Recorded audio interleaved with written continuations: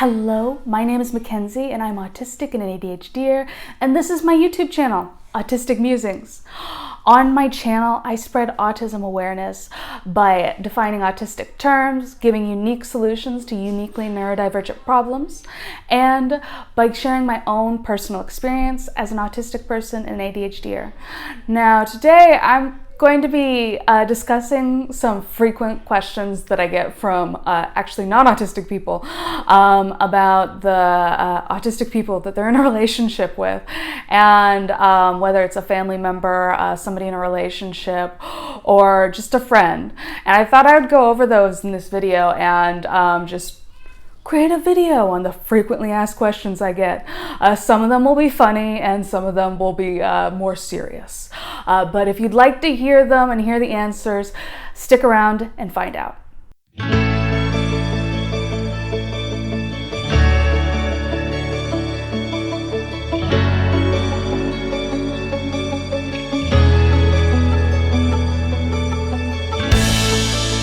Welcome back, all my returning viewers. Thank you for clicking. And if you haven't already, press the subscribe bell. Yeah.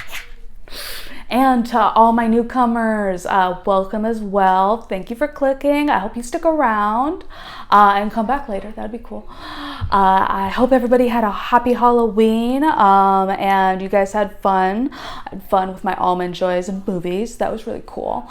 And we're going to be discussing today what are frequently asked questions from non-autistic people that are in relationship with autistic people, from friends to family to romantic inclination. There's always like the same stream of questions that are very interesting. Like the most recent one I've had was a hypothetical. You know, when somebody says, so hypothetically, if this autistic person frequently has long one-sided conversations with me and they continue to talk to me as I leave the room, how do I get the point across that I'm not okay with this right now? I will say that sometimes other people's perspective baffles me, because to me the solution is rather simple. To most people, apparently it isn't sometimes. You need to use your words. Yeah. Or directly communicate in a way that's obvious with your words. Sorry, I'm very on that because sometimes people just like assume that I know body language and stuff, especially since I talk so loquaciously and I have such a nice vocabulary. They kind of assume that I know what their face means, and when they're doing stuff with their body, I know what that means too. I don't. I have frequently done the same hypothetical situation that this person asked me about very, very frequently, especially when I was younger. Well, until I still do it. Yeah.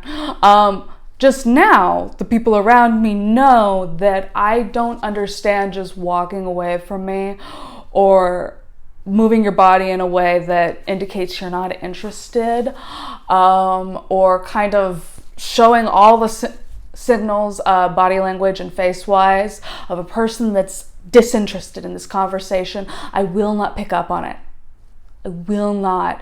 So the people around me now, what that my sister does mainly, is she's like, hey, I gotta go. I can't continue the conversation. I got something else to do. I'm interested. We can talk about this later though, okay? Yeah. Gotta use your words. And yes, I do know that a autistic person is particularly intense about their subject matter. It's because they're enjoying talking about it, okay? It's very enjoyable for me to talk about my special interest. I just happen to found a media outlet that lets me do that in mass quantities. It's rather nice. I really do like YouTube. It's awesome.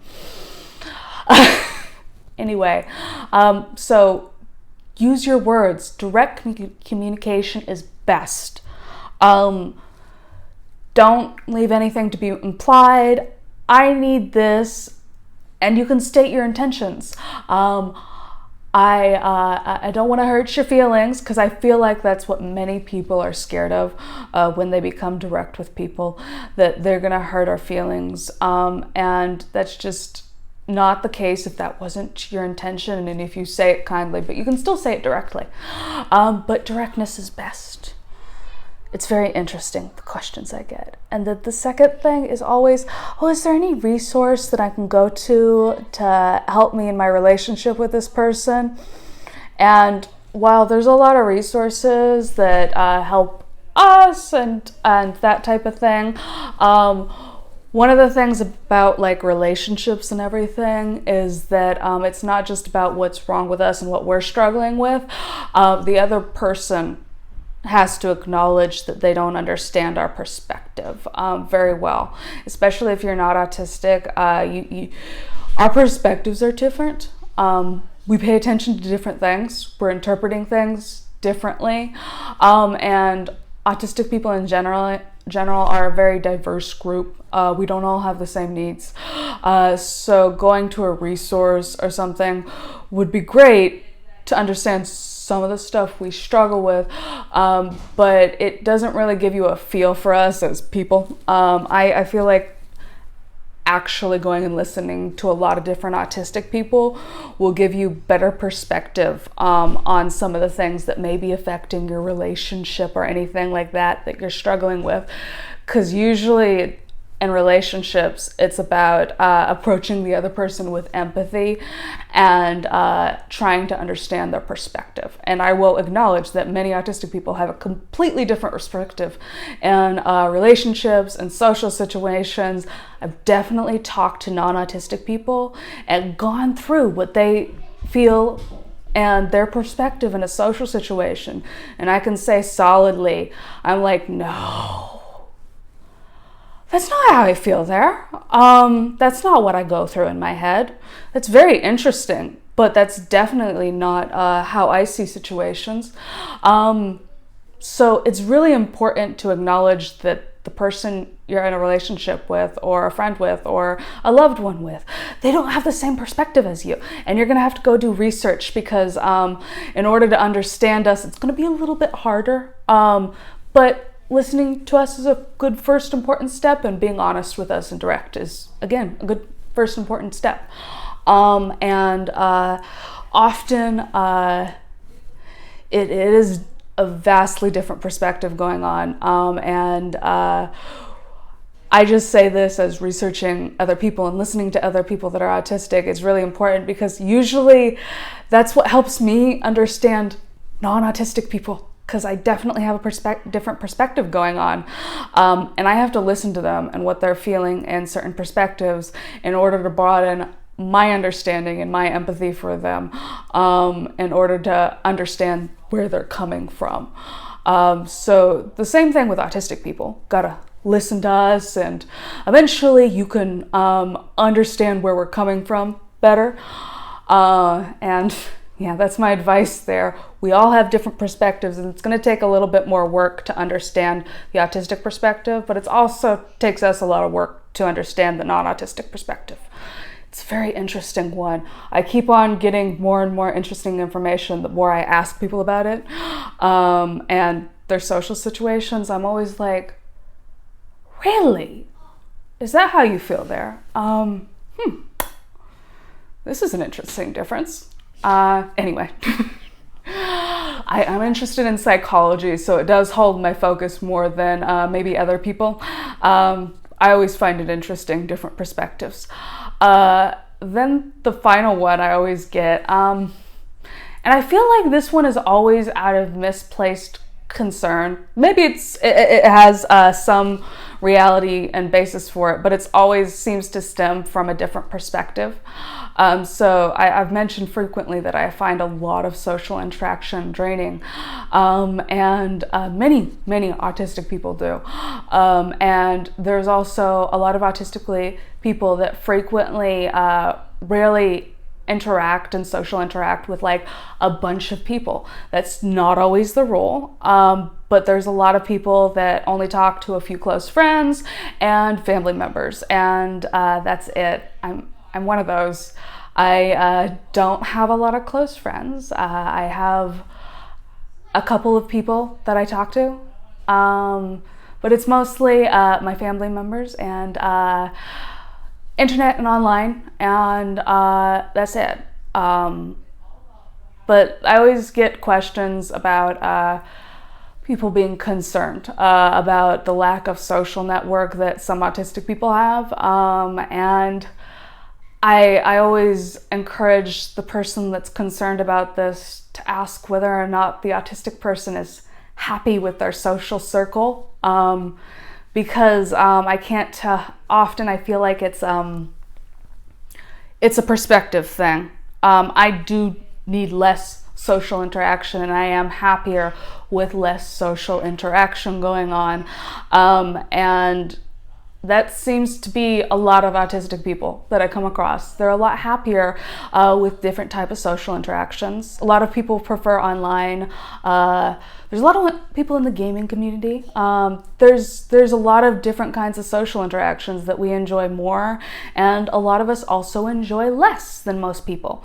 And often family members and concerned friends and stuff can view this as a lack of social circle and be concerned about it in a way that they're very worried about us, and they want to push us to socially interact more. I frequently come across this, and I would always encourage the person to, one, establish whether or not the autistic person is happy with their current social circle. And if they are, but they also are seeking more connection and stuff, if they're interested in that, always introduce stuff that they enjoy. Don't assume that they enjoy the same type of thing as you. A lot of us don't. Some of us do. A lot of us don't, though. And if the case is that you ask them and they seem like they're perfectly happy with it and they have no complaints whatsoever, then you're going to just have to take their word for it. They're probably telling the truth. They're happy with what they got, and that's about it. But I do get it frequently a lot that people are very, very concerned about the amount of social interaction the autistic person is doing and how small their circle is. And I just encourage anybody that's in that perspective looking at this autistic person to want to establish whether or not the autistic person is happy. If they are happy with this, I'd